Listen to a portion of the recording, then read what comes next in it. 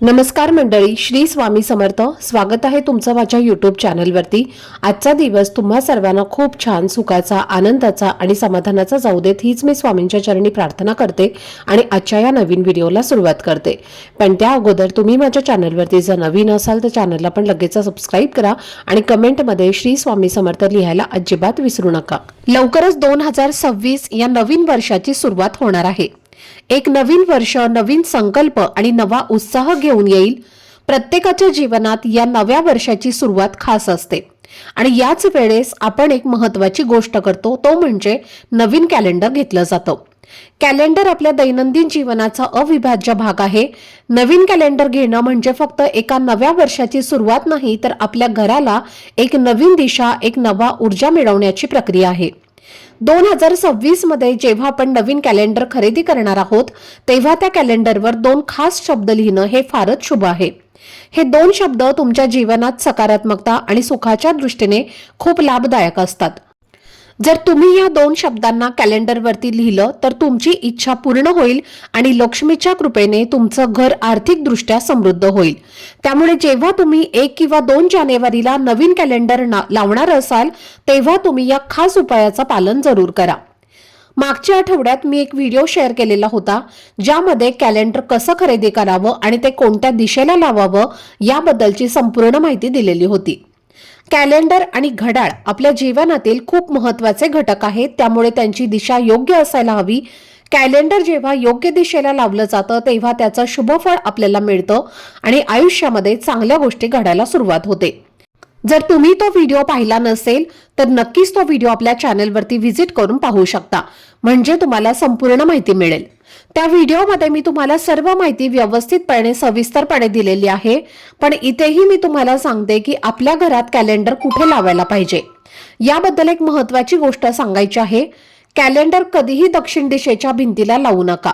दक्षिण दिशा ही पितरांची दिशा म्हणून ओळखली जाते आणि अशा भिंतीवर कॅलेंडर लावणं टाळावं. उदाहरणार्थ, जेव्हा तुम्ही कॅलेंडर पाहायला जात असाल आणि तुमचं तोंड दक्षिणेकडे येत असेल तर अशा भिंतीवर कॅलेंडर लावू नका.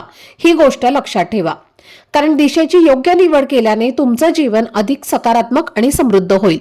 आता आपण पाहूयात की 2026च्या नव्या वर्षाच्या कॅलेंडरवर कोणते 2 विशेष शब्द लिहायचे आहेत.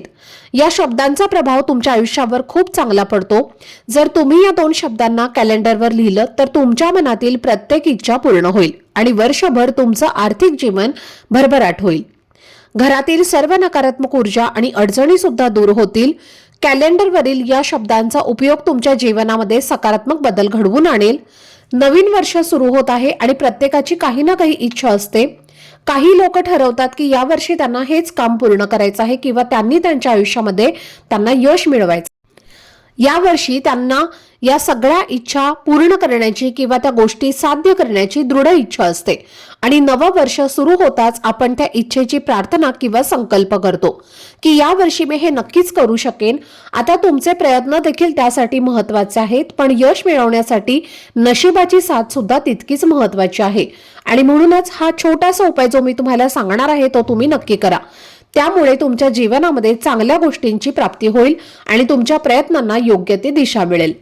आता हा उपाय करण्यासाठी आपल्याला हिरव्या रंगाचा एक पेन लागणार आहे.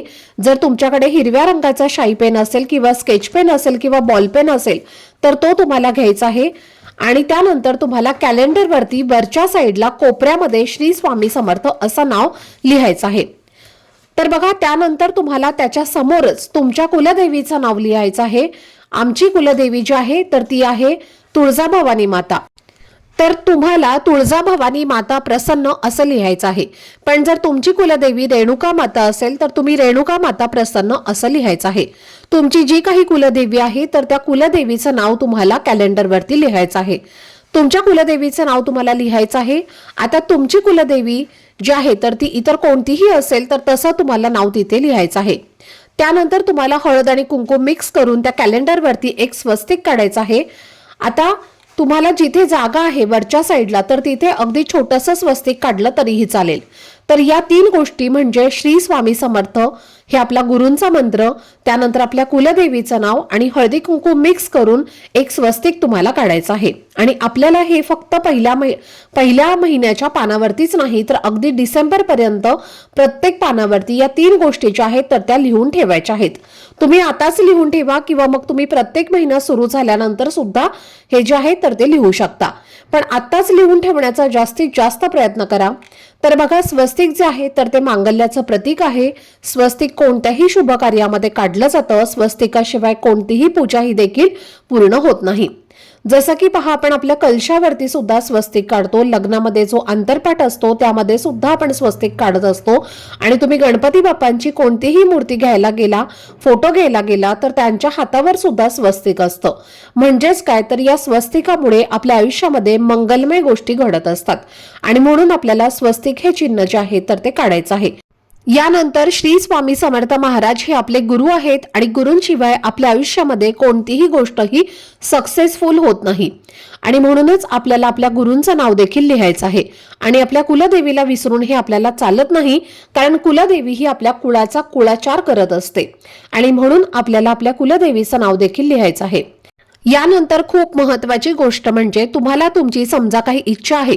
आता हे जे वर्ष 2025 चे वर्ष गेलं, त्या वर्षामध्ये कोणाला काही दुःख संकट आले असेल, कोणाला हे वर्ष खूप चांगलं गेलं असेल, पण कुणाला काही दुःखांनी भरून गेलेलं असेल, तर दुःखांना धरून बसण्यापेक्षा पुढचं येणारं आयुष्य, नवीन वर्ष हे चांगलं जाण्यासाठी आपल्या हातामध्ये काही गोष्टी असतात आणि त्या गोष्टी आपल्याला करायच्या आहेत. समजा तुमची काहीतरी इच्छा आहे, देवा माझं घर होऊ दे, किंवा देवा मला चांगली नोकरी मिळू दे, माझ्या मुलाचं लग्न होऊ दे, बिझनेसमध्ये मला भरभरून यश मिळू दे, अशी जी काही तुमची इच्छा असेल तर ती इच्छा तुम्हाला पूर्ण करण्यासाठी काय करायचं आहे, तर कॅलेंडरच्या पहिल्या पानावर, आता समजा माझी इच्छा आहे देवा मला नवीन घर खरेदी करायचं आहे, तर त्यामध्ये मला यश मिळू दे, असं अगदी शॉर्टकटमध्ये 1 ते 2 शब्दांमध्ये तुम्हाला हिरव्या पेनानेच त्यावरती लिहायचं आहे. आणि त्यानंतर त्या इच्छेला तुम्हाला गोल करायचा आहे. आणि तो गोल सुद्धा तुम्हाला हिरव्या पेनानेच करायचा आहे. तुमची जी काही इच्छा असेल तर ती इच्छा तुम्हाला पहिल्या पानावरती कोणत्याही तारखेवरती लिहायची आहे आणि त्याला तुम्हाला गोल करायचा आहे. त्यानंतर हे जे कॅलेंडर आहे तर ते आपल्याला आपल्या देवघरासमोर ठेवायचं आहे. देवघरासमोर दिवा प्रज्वलित करायचा आहे. त्या कॅलेंडरला हळदी कुंकू, अक्षदा, फुलं वाहून तुम्हाला मनोभावे नमस्कार करायचा आहे. तुमची इच्छा मनापासून तुम्हाला सांगायची आहे आणि इच्छा सांगताना तुम्हाला सकारात्मक बोलायचं आहे, म्हणजेच पॉझिटिव्ह बोलायचं आहे. तुमची जी काही इच्छा आहे तर ती 100% पूर्ण होणारच. म्हणजे बघा, माझं घर होणार आहे, मला नोकरी मिळणार आहे किंवा नोकरी मिळालेली आहे, माझं घर झालेलं आहे, माझ्या मुलांचं लग्न झालेलं आहे, त्यांचा संसार सुरळीत चालू आहे, अशी तुमची जी काही इच्छा आहे तर ती तुम्हाला बोलायची आहे. आणि त्यानंतर कॅलेंडर आपल्याला काढून योग्य त्या भिंतीवरती लावायचं आहे. सांगितल्याप्रमाणे चुकूनही दक्षिण दिशेच्या भिंतीवरती तुम्हाला हे कॅलेंडर लावायचं नाही. पश्चिम किंवा उत्तर दिशा ही कॅलेंडरसाठी ज्योतिषशास्त्रानुसार खूप महत्वाची आणि शुभ दिशा मानली जाते. त्यामुळे त्या दिशेला तुम्ही कॅलेंडर जे आहे तर ते लावू शकता. तर ही अत्यंत महत्वाची माहिती मला तुमच्यासोबत शेअर करायची होती. आजचा हा व्हिडिओ जर तुम्हाला आवडला असेल, माहितीपूर्ण वाटला असेल, तर व्हिडिओला लाईक, शेअर आणि चॅनलला सबस्क्राईब नक्की करा. भेटूयात पुढच्या व्हिडिओमध्ये. तोपर्यंत सर्वांना श्री स्वामी समर्थ.